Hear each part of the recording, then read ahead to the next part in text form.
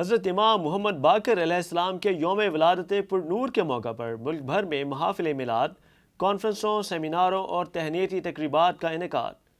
خطباء نے سیرت باقر العلوم پر روشنی ڈالی۔